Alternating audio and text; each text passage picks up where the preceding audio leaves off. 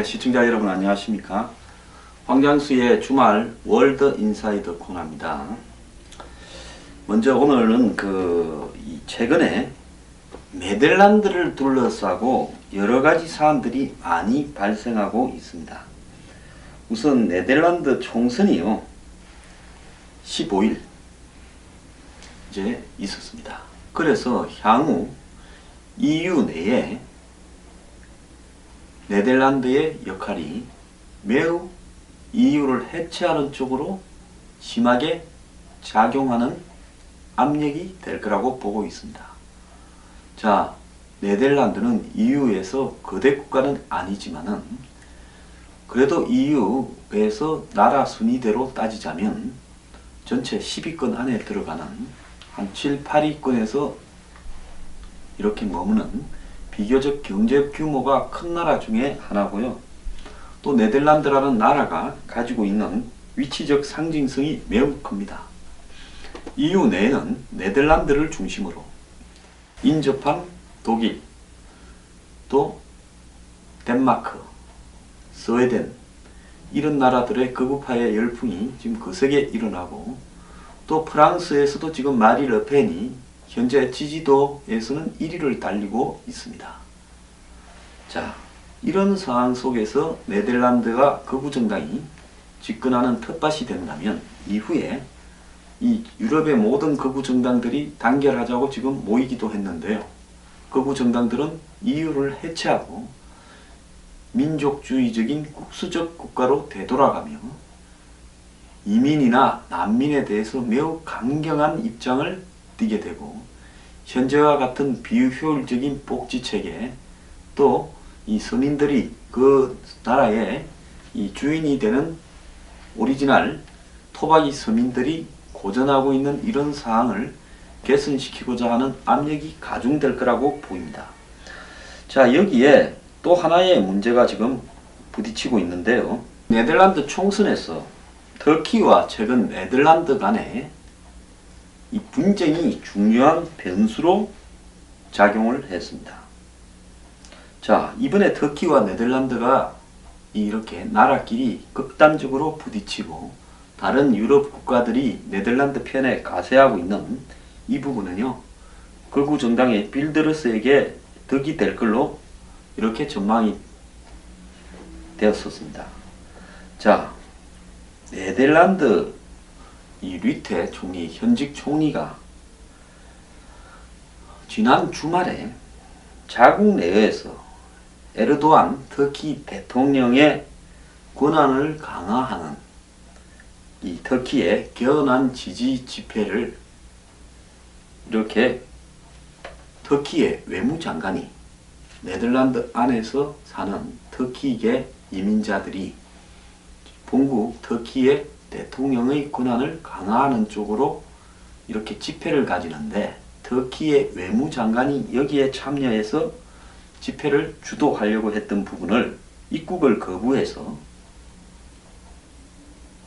유권자들로부터 긍정적인 평가를 받았습니다. 류테 장관은 이 빌드러스 극우 정당 자유당 후보를 의식을 해서 본인도 극우 정당과 유사한 형태의 한마디로 정책을 썼던 겁니다. 자, 이렇게 되니까 빌드러스가 주장해오던 반이슬람, 반난민, 반이민 이슈가 다시 극명하게 터져버렸는데요. 자, 그동안에 이 빌드러스가 사실은 좀 반짝했다가 약간 하락세였는데 다시 이 빌드러스에게 힘을 좀 실어주는 부분이 되었는데요. 네덜란드 국민의 86%는 이번에 터키 외무장관의 입국을 저지한 부분을 잘했다고 이야기를 했습니다. 또 빌드러스 자유당을 지지하는 유권자들이 반드시 투표하겠다라고 이번에 이 사태를 계기로 집결함으로써요, 류테 총리가 자기가 유리하려고 했던 부분이 빌드러스를 돕는 결과를 가져왔습니다. 자, 류테 총리는 네덜란드를 지키기 위해 단호하게 했다라는 부분에서 이득을 보고, 빌드러스는 네덜란드 내 터키인들이 네덜란드보다 터키에 더 충성을 하고 있는 사람들이다. 그렇기 때문에 이민자들을 받아서는 안 된다라는 부분에 덕을 봅니다. 그러면 쌍방이 덕을 봤으면 어떻게 되느냐?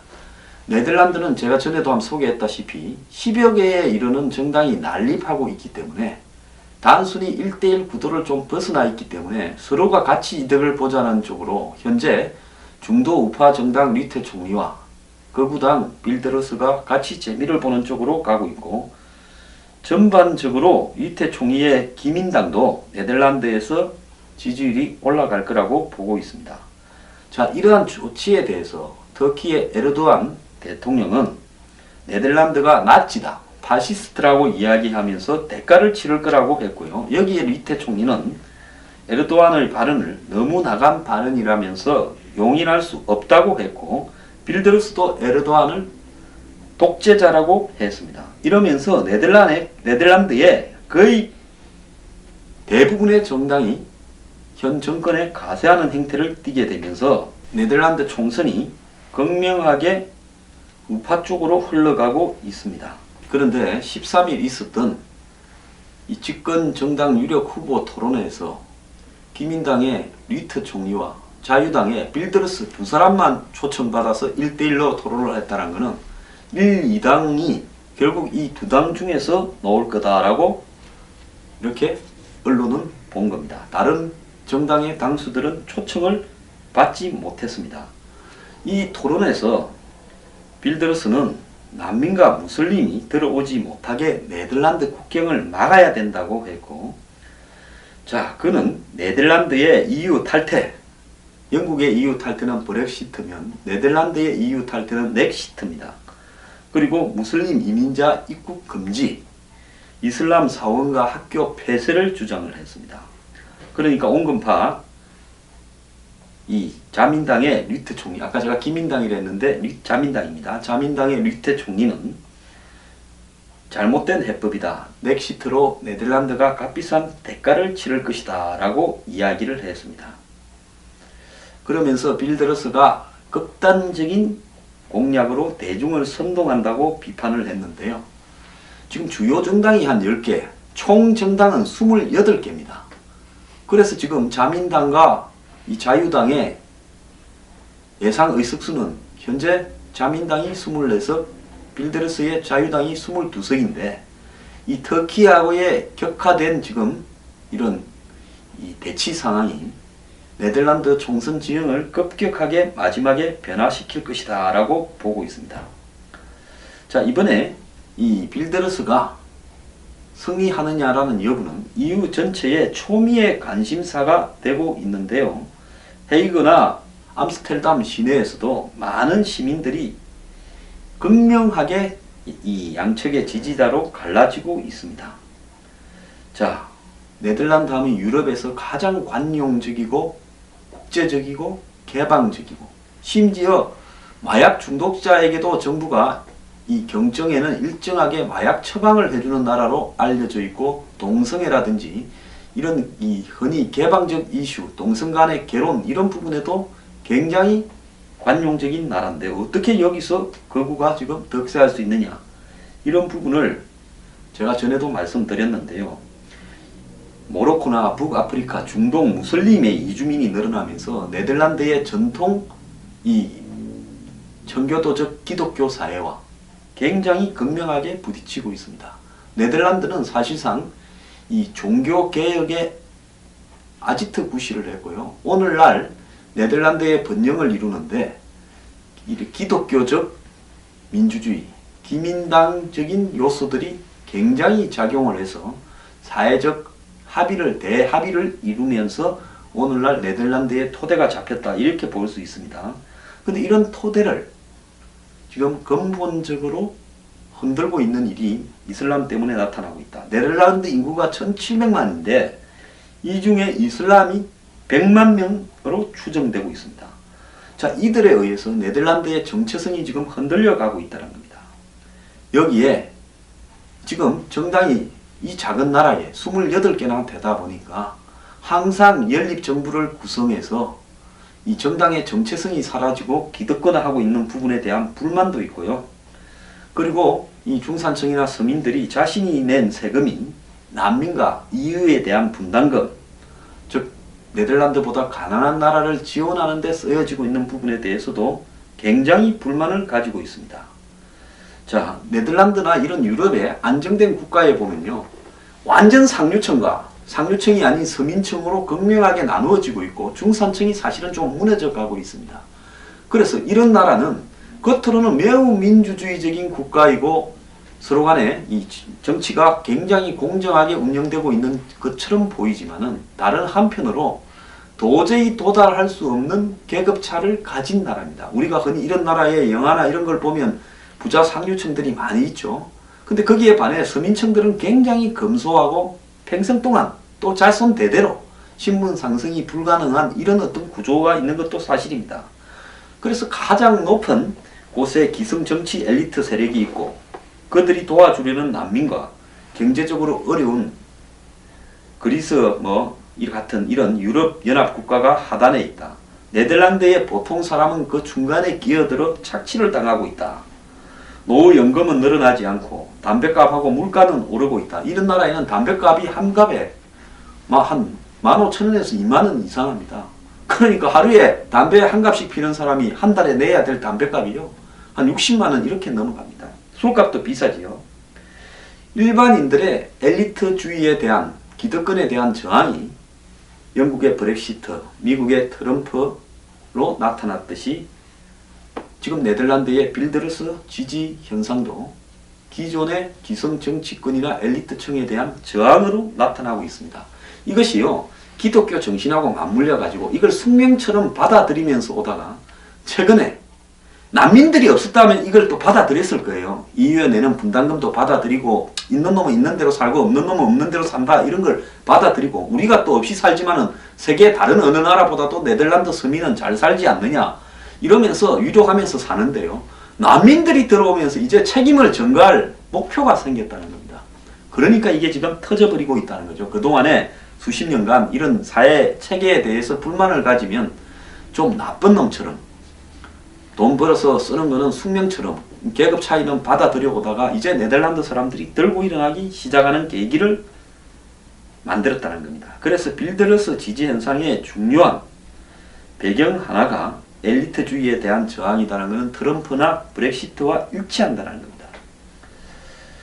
자, 이런 상황에서 이 류테 총리가 자기 장기 집권을 하려고 자민당이 터키 이민들의 집회에 참가하려는 터키 장관의 입국을 막아버렸고 여기에 85%가 지지를 한다, 이렇게 했는데요. 또 네덜란드에서는 녹색 좌파당도 약진을 하고 있다 보니까 좌파한테 틀리고 극우한테 틀리면서 기존의 중도 우파가 양쪽으로 틀려버릴 상황이 되니까 강경한 우파 정책을 들고 나왔다는 겁니다. 빌드러스는 방송 토론에서 네덜란드를 다시 네덜란드 국민의 나라로 만들려면 자유당을 이렇게 선택해라 했고, 리테 총리는 네덜란드가 미국처럼 거국 강풍이 되어서는 안 되지 않겠느냐, 잘못된 파퓰리즘을 막아달라, 이렇게 말을 했는데 실질적으로는 자기도 파퓰리즘을 선동하고 있었던 겁니다. 한편으로요, 터키의 에르도안은 원래 터키가 엄격한 정교 분리 사회로 세속주의를 케말 파샤, 터키의 국부라는 사람이 근대 터키를 이 오스만 투르크로부터 독립시켜서 만들면서 1차 대전 이후에 터키 사회를 이 엘리트와 군인 계층들이 종교는 종교대로 분리시키면서 오스만 투르크의 잘못된 부분을 개선하면서 세속주의 정치 시스템으로 만들었습니다. 그래서 터키는 이슬람 국가지만은 이슬람 색깔이 연해서요, 얼마 전까지만 해도 터키가 EU에 들어가느냐 하는 문제가 심각하게 논의되기도 했는데요. 이 에르도안이라는 사람이 장기간 총리를 하면서 터키를 강경 이슬람 국가로 만들어 오면서 사실상 권력을 장악해서 총리로서 형식적인 대통령을 누르고 터키를 지배하기 시작했고 자신의 정치적 라이벌들을 제거하기 시작했습니다. 그러다가 몇 년 전에 1차 개헌을 해서 이제 자기가 대통령이 되게 만들어버렸습니다. 그래서 총리에서 대통령이 된 다음에 권한을 대통령 쪽으로 대폭 강화시키는 쪽으로 만드니까 작년에 터키의 군인들이 이거는 우리나라 국부 케말 파샤의 정신에 100년 동안 유지되어 온 국가 정신에 어긋나는 부분이다 해서 쿠데타로 마지막 저항을 하다가 수만 명이 잡혀가 버렸습니다. 그때부터 법원의 판사, 대학교 교수, 화교회 교사들까지 자신의 체제에 반대하는 사람은 체포하고 추방하고 깜빵에 보냈습니다. 이렇게 독재자로 군림하는 사람이 시리아라든지 쿠르드 난민이라든지 이라크 이런 중동 정세 때문에 오바마나 유럽 국가들이 터키의 에르도안의 독재를 사실상 방치했습니다. 지난번에도 쿠데타가 일어났을 때 전부 군부 쿠데타 세력을 규탄했고 에르도안을 지지한다라고 했습니다. 에르도안은 이런 지정학적인 어떤 관계 속에서 러시아와 손을 잡는 척하고 중국과 손을 잡는 척하고 미국과 손을 잡는 척하고 또 자국 내에는 미군의 군사 기지를 두고 이렇게 하면서 사실상 두 발, 세 발 이렇게 물밑으로 문어발을 뻗치면서 자신의 영향력을 과시하고 중동에서 이란을 넘어서는 맹주가 되려고 하면서 시리아 전쟁에도 특히 군대를 보내고 심지어 지난번에는 러시아 전투기를 격추시켰지 않습니까? 배짱은 대단한 인간이에요. 그러면서 이라크 전쟁에도 개입도 일정하게 하고 있습니다. 이런 에르도안을 지금 전 세계가 손을 쓰지 못하고 지켜보는 와중에 에르도안은 이제는 간이 커져서 사실상 황제가 되려고 또 개헌을 하려고 하는 겁니다. 종신으로 해먹겠다는 거죠. 그래서 네덜란드가 앞장을 서서 터키에 이 100만 명 중에서 한 20, 30만 명이 네덜란드의 터키 계통 사람입니다. 이 사람들이 지지하는 집회를 네덜란드에서 하려는데 터키 외무장관이 가려니까 못 들어오게 하니까 터키 정부가 이제 나치 파시스트 같은 발언을 써서 이 강경 대응을 하고 있고 이 강경 대응이 결국은 에르도안에게 도움이 되고 있다 이렇게 분석을 하고 있는데요. 자, 결국은 이 네덜란드의 빌드러스와 극우 정치 아이콘과 또 극명하게 대비되는 이슬람의 맹주국가 터키 에르도안이 서로 대치하는 상황에서 류테 총리가 주도권을 자기한테 옮기려고 이 입국 금지 조치를 내렸고요. 자, 터키는 개헌 국민투표에서 네덜란드가 이렇게 해준 덕분에 에르도안에게 유리한 민족주의적인 이슬람 분위기가 돌면서 터키도 이득을 봤다는 겁니다. 그러니까 네덜란드도 이득을 보고 터키도 이득을 보는 이런 대립을 하게 됐다는 거죠. 그래서 유럽이 터키에 대해서 부정적으로 작용을 하니까 터키가 이득을 보고 있다는 건데요. 현재까지는 개헌에 대한 여론이 찬반이 팽팽했는데 자, 에르도안이 지금 터키의 투표권을 가진 독일 내 140만 명 그리고 유럽 전체에서 250만 유권자들을 적극적으로 공략하려고 자, 터키 사람이 많이 사는 유럽 국가 내에서 수만 명씩을 참가시켜서 자국의 장관을 보내가 집회를 하려는데 이번에 네덜란드가 막은 거죠. 자, 그래서 이 제외에 사는 사람들은 에르도안에 대해서 대체로 우호적이라는 겁니다. 그래서 이걸 가지고 에르도안은 지금 파시스트라든지 바나나 공화국 이런 극단적인 용어를 쓰면서 이 강경 대응을 하고 있고요. 또 터키 주재 네덜란드 대사 대리를 불러서 이 항의를 했습니다. 자, 그러면서 터키 내 곳곳에서 반 네덜란드 시위가 벌어지면서 이스라엘 이스탄불 내에서는 네덜란드 영사관의 국기를 끌어내라 버리고 터키 길을 올리는 이런 일까지 벌어졌습니다. 이렇게 하다 보니까 유럽 각국이 반 터키 정서를 띠고 있는데요. 이것이 에르도안에게 말려든다라는 이야기도 있습니다. 독일에는 500만 명이 넘는 걸로 추정되는 터키계 사람들이 있습니다. 독일이 2차 대전에서 패전을 하고요. 남자들이 부족했지 않습니까? 인력이 굉장히 부족했죠. 전사를 하도 많이 해가지고요. 전쟁판에. 또 포로로 잡혀가고 이러다 보니까 독일이 한국에도 광부를 부르고 간호사를 불렀듯이 독일은 자신들과 애초부터 동맹국이었던 1차 대전에는 같이 싸웠잖아요. 터키 사람들을 대거 불러들여서 이 하급직의 노동자로 썼습니다. 그래서 독일에 그런 사람들이 많이 거주하게 되면서 독일 내의 터키인은 특수한 위치에 있는데요. 우리가 흔히 독일 사람이라고 본 사람 중에 좀 얼굴이 까무잡잡하고 콧수염 기른 사람은 대부분 터키 사람이다. 특히 독일에 가면 이 대중교통을 타면 굉장히 터키 사람같이 생긴 독일인들이 많습니다. 그런데 독일의 여야당이 이번에 이 터키의 행동을 보고 분노해서요, 터키에 배치한 독일군을 철수시켜야 된다 했습니다. 독일이 시리아 IS에 맞서서 공습작전 등을 하기 위해서 터키에 독일 연방군을 배치를 해놨습니다. 그런데 메르켈의 기민당과 기사당은 독일이 지금 네덜란드 편에 서서 터키를 비판을 합니다. 왜냐하면 나치니 뭐니 이런 이야기를 하니까, 비판을 하니까 독일에 의해서 터키 공군기지에 배치한 군대와 항공기를 철수해야 된다라고 이야기를 했습니다. 자, 이렇게 되다 보니까 독일의 야당도 철수를 해야 된다. 이래서 아예 독일이 터키에 대한 무기 공급이나 지원을 전부 다 중단을 해야 된다라는 이야기까지 가고 있습니다. 자, 지난해 2016년 6월에 독일의 의회가 1차 세계대전 기간에 터키 오스만 투르크 제국이 아르메니아인 150만 명을 학살을 했는데요. 이걸 독일의 의회가 학살로 규정을 하니까 터키가 독일 의회 대표단에 터키 내 독일 기지 방문을 금지시켜 버렸습니다. 자, 그래서 지금 이 터키와 독일 간의 관계도 갈 때까지 가고 있고요. 미국은 중동 정책 때문에 여태까지 미군에게 기지를 제공하고 또 애를 많이 먹이면서 장난을 칩니다만은, 그래도 터키가 중동 정책에서 미국이나 이스라엘과 협조를 좀 하고 하니까 미국이 터키에 대해서는 웬만하면 말을 안 하고 참았는데요.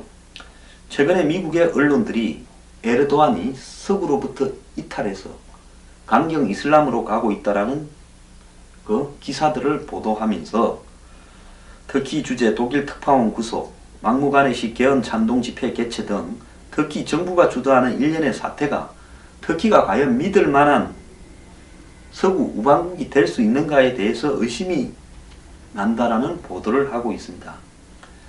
자, 그러면서 2008년 이후에 에르도안은 숙청과 인권 탄압 등을 통해서 민주국가로에서 이탈하고 있다라고 보도하고 있고요. 또 터키의 여당인 정의개발당은 무슬람식 민주주의라고 이야기를 하지만 민주주의가 아니다라고 보고 있습니다. 최근에 터키 정부가 독일의 유력 일간지 디벨트지에 터키 특파원을 테러 선전 혐의로 구속시킨 것도, 이것도 굉장히 터키가 독재로 가고 있다, 이렇게 보고 있습니다. 이 디벨트지 기자가요, 쿠르드계 분리주의 무장단체 PKK 지도자와 인터뷰를 했다고. 자, 이렇게 기자를, 특파원을 구속시켜 버렸다는 겁니다. 터키는 작년 7월에 군사 쿠데타 이후에 언론사 120곳을 강제 폐쇄해버리고 무더기 언론 숙청을 하고 있습니다. 그래서 터키가 이제는 특파원까지도, 외국의 특파원까지도 구속하는 걸 보면 터키가 이란하고 중국과 닮아져 가고 있다. 그래서 터키가 이제 서구의 나라라고 볼 수 없다. 에르도안은 19세기 사고방식을 가진 깡패다라고까지 보도하고 있습니다. 자, 터키가 러시아와 이란에 맞서서 유럽을 지키는 방패가 된다고 생각했지만은 터키를 나토에 포함시키는 것은 비용이 이익보다 더 많이 들어간다. 이제 미국 내에서도 터키를 포기하자라는 이야기가 나오고 있습니다. 미국이 터키를 포기하지 못하는 것은 인구가 1억에 가까운 중동의 맹주 국가를 소련이나 러시아나 중국에 넘겨주게 될까봐 그러는데요. 이래저래 터키가 중동 전체의 국내 총선이나 EU 전체 지형을 뒤흔들고 있고요. 또 네덜란드 총선에도 터키가 작용을 하고 있습니다. 네덜란드 총선이 지난 목요일 날 결과가 나왔습니다.